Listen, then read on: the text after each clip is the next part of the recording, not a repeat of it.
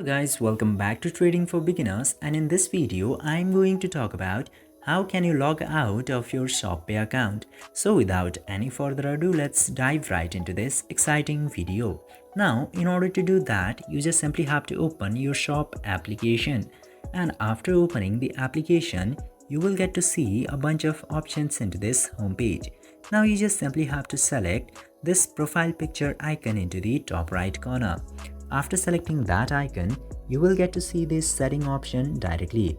Tap to settings, and after going into setting, you will get an option of sign out. Tap into sign out and tap to red sign out button again in order to confirm the sign out. And after this, your account will successfully be logged out of ShopPay. This way, you can very easily log out of your ShopPay application.